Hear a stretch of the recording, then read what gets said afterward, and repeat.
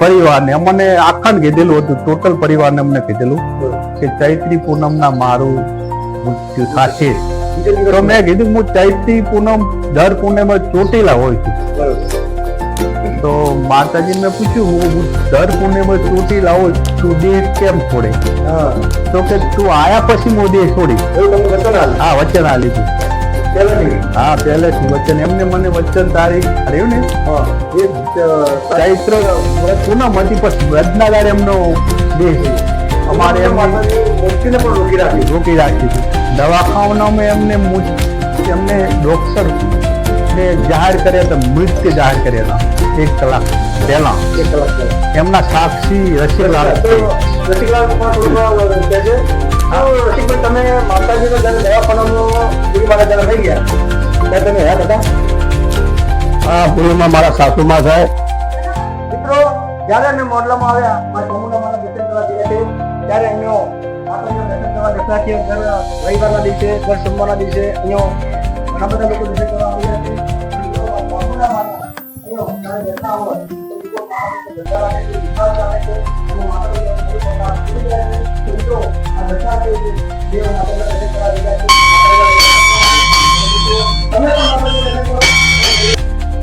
તો મિત્રો, અમે મોરલાની માં ચામુંડામાં, શ્રીમાની ભક્તિની માં ચામુંડામાં, રાવળદેવીની માં ચામુંડામાં, જયારે જગતજનની માં ચામુંડાની વાત કરવા જઈએ છીએ ત્યારે મિત્રો અહીંયા દોસ્તાની સાથે એવો એક નવા લાગે એવું થયું કે મિત્રો અમે જો આપણા ગુજરાત ભરમો, વિશ્વભરમો, ભારત ભરમો જેવા માતાજીના ચામુંડામાં દર્શન કરવા જઈએ છીએ ત્યારે માં ચામુંડામાં ગબ્બરના ડુંગર પર બિરાજમાન હોય છે.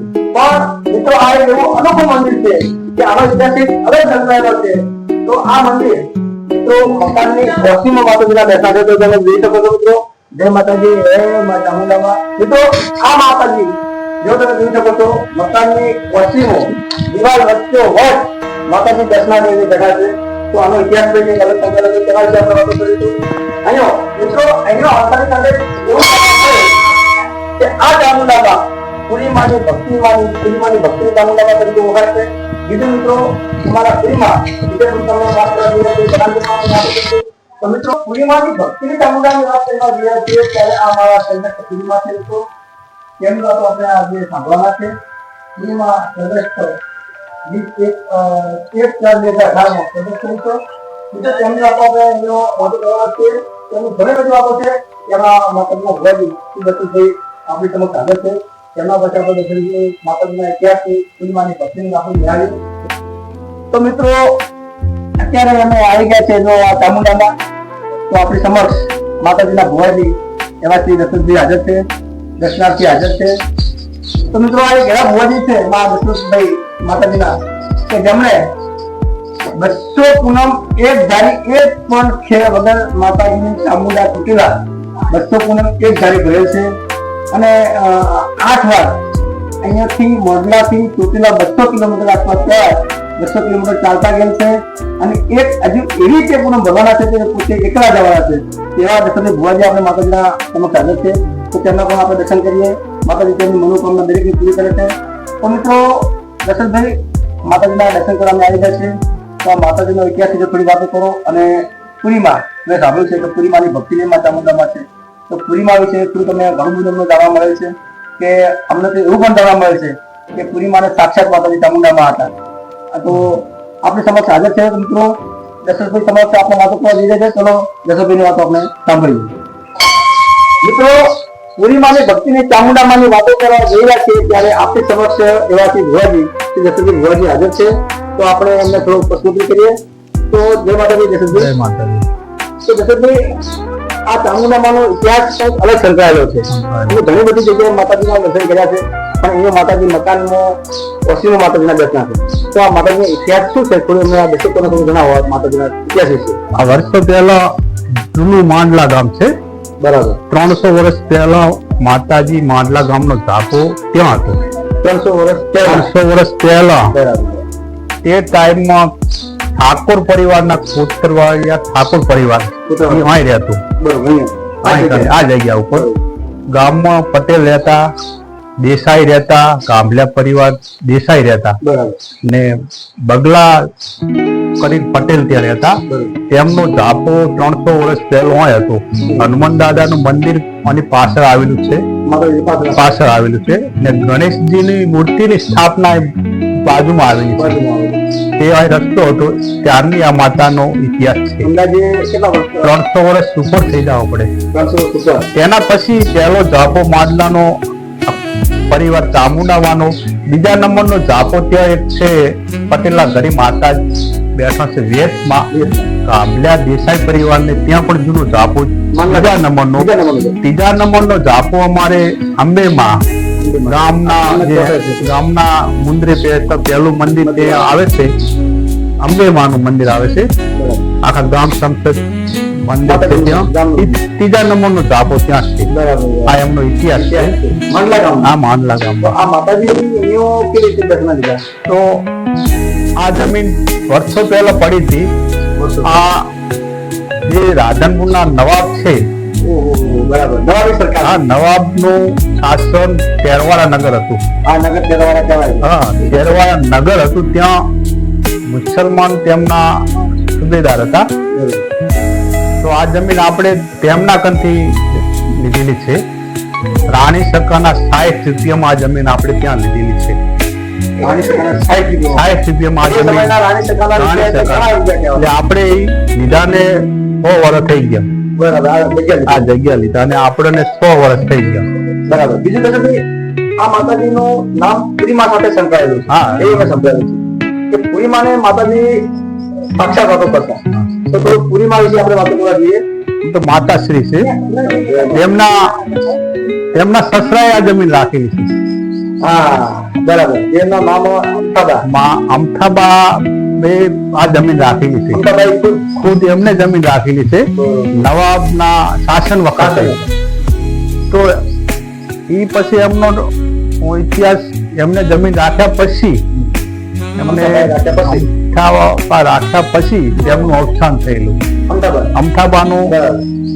ત્યાં અમારે આપણે પાટણ અવરનવર હતી. બરાબર. વેપારી તરીકેમાં અમથાબા આવતા. બરાબર. પછી એમના પુત્ર પરબતભાઈ બરાબર. એમના ઘેરથી પુરીમાં. પુરીમા.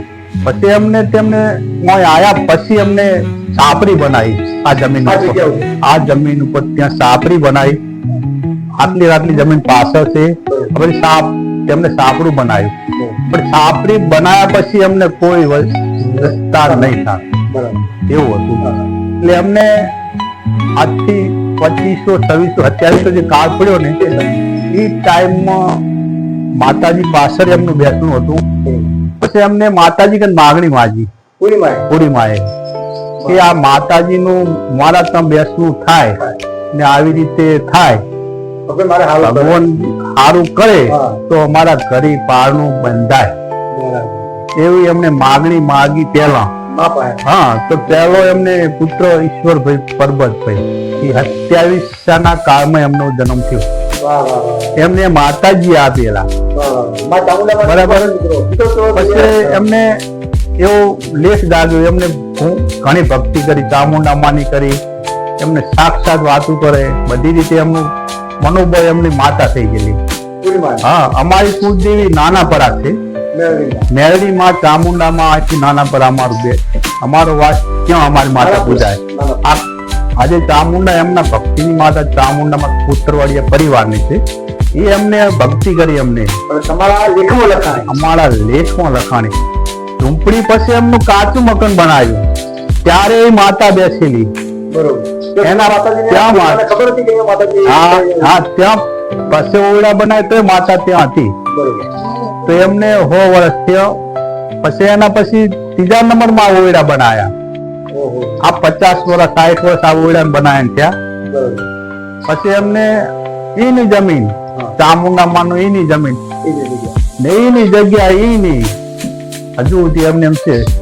ને એમનો ઇતિહાસ તો બહુ છે પુરીમાનો. પૂરીમાનો. પુરીમાને માતાજીના કોઈ ચર્ચા વિશે કોઈ હા, વાત કરો તમે? ચર્ચા એમના છે. હા. તમામ આજથી એમને 50 વર્ષ પહેલા એમને માતાજી કયા પ્રકારના મળશે એવું મનનો ભાવ એમને પાવર કે હું માતાજી પૂજું છું ને બરાબર. તો કયા પ્રકારના માતા મને મળશે મળશે. તો એમને દિવાળીના દિવસે પહેલી જાયણી આવે, પછી આવે ને જાયણી, બેસતા વર્ષે જાયણી આવે. તો એમના ઈ દાડે એમને દિવાળીના દાડે એમને માંગણી કરી માતાજી શું તો એમને દિવાળીના જાયણીના દિવસે જયારે એમને વહેલું જાગવાનું હોય બરાબર, તે દાડે એમના ચેડે ચેડે નાની 10 વર્ષની છોકરી લઈને ફાનીસ લઈને ફરી, તે દાડથી એમનો ઇતિહાસ. બેસતું વર્ષ આવે જ નહીં એટલે વહેલું જાગવાનું આવે.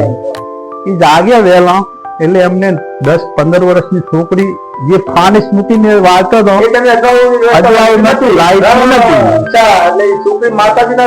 સ્વરૂપમાં લઈને આવી, જેમને એને ફાનીસ મૂકીને સળગાવી હતી. એના પછી બેગલી આ જે માતાજી છે એમને ફાનીસ ને મોડે મોડે વાળા ચેડ્યા ફરે. આ પેલો ચમત્કાર એમનો હતો બરાબર. તે દાડથી એમને ભક્તિ કરી, તે દાડથી એમને જેવી માંગણી કરી કે મારું જયારે મને ભગવાનનું તેડું આવશે ને ત્યારે ચૈત્રી પૂનમ ના આવશે, અગાઉ ભાથી દઉં.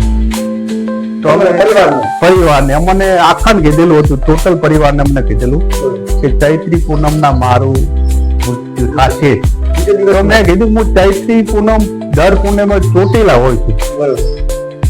તો માતાજી મેં પૂછ્યું દર પૂનમે ચોટીલા હોય તું દેહ કેમ છોડે? તો કે તું આયા પછી હું દેહ છોડી. હા વચન આ લીધું હા પહેલેથી વચન એમને મને વચન તારી રહ્યું ને ચૈત્ર પૂનમ હતી પછી વ્રતના દાડે એમનો દેહ અમારે રોકી રાખ્યું હતું. દવાખાનામાં એમને ડોક્ટર ને જાહેર કર્યા હતા, મૃત્યુ જાહેર કર્યા હતા 1 કલાક પહેલા. એમના સાક્ષી રસિકલાલ તમે માતાજી જયારે દવાખાનામાં પૂરીમાં જયારે લઈ ગયા ત્યારે તમે હયાત હતા? આ પૂરીમાં મારા સાસુમાં થાય, હું એનું નાનો જમીન છું. જયારે બીમાર હતા ત્યારે હું એમની ખબર કાઢવા માટે પાટણ ગયો હતો. તો ડોક્ટર સાહેબે કીધું હતું કે પૂરીમાં 2 લોકો પામેલા છે. તો પછી અમે લોકો ત્યાં હતા. તો પછી અમે અચાનક માતાજી પોતે ગમે રીતે પ્રગટ થયા હોય, અચાનક હાથમાં 2 કલાક નીકળ્યા પછી પાછો આવ્યો. તો ડોક્ટર સાહેબે બોલાવ્યા તો સાહેબ જરા જોવો ને માજીને. તો ડોક્ટર સાહેબે કીધું કે ભાઈ આ ખરેખર એક ચમત્કાર છે કે માજીનો આત્મા પાછો આવ્યો છે. તો સાહેબે એમની પૂરેપૂરી કાર્ય કરી, દવા પણ કરી, પણ સાહેબે એવું કીધું હતું કે સાહેબ તમે માજીને ઘરે લઈ જાઓ એવું અમને કીધું. પછી હું જાતે જ મારા હાથે જ માજીને અજાણી ઘરે આવ્યો હતો અહીંયા માંડલા ગામ. એ પછી અહીંયા માજી ઘણા અમુક ટાઈમ જીવિત રહ્યા. મતલબ એના પછી 15 દિવસ જીવ્યા. ચૈત્રી પૂનમ પછી 15 દિવસ એમને હું જયારે ચૈત્રી પૂનમ ભરવા ગયો ચોટીલા, એમને મને કીધું હું ચોટીલા પૂનમ ના દિવસ મેં કહું પૂનમ ભરીને આવું પછી દેહ છોડજો બરાબર. એ દિવસે મને 8 વાગે હું જયારે પૂનમ ભરી ચોટીલા થી ઘરે આવ્યો, મને જમ્યા પછી મને બોલાયો એમને. અમારા માજ છે ત્યાં બેઠા, ત્યાં બોલાયો એમને.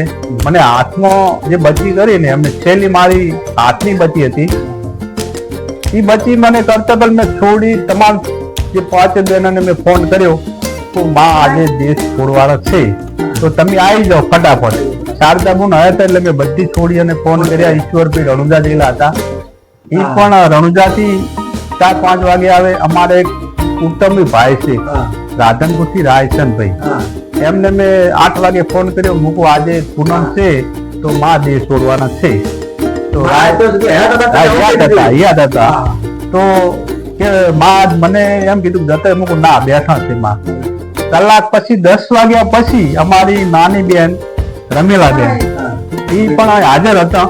તો 10 વાગે એમને રામાયણ નું, અમારા ઘરમાં રામાયણ પડી એમને મગાવી.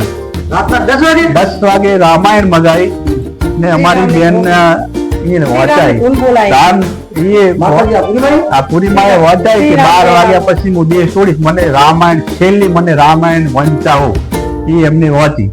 પુરીમાં અવારનવાર તેમના જીવન કાળનો રામાયણ ધાર્મિક પુસ્તકો એને રામાયણ છે, કોઈ પણ રામાયણ અદગમયનો કોઈ પણ બાકી નહીં રાખ્યું. દરેક મહિના ઉપવાસ દરેક કરતા. મહિના એમના અને માતાજીની માળા પણ તમને કોઈ બાકી નહીં હોય. બાકી નહીં.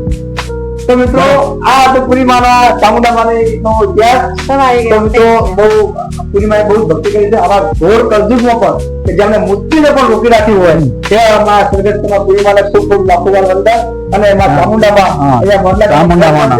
તમે પણ આવો અને તમે તો આવા માતા છે. તો બોલો જય શ્રી ચામુંડા માતા કી જય.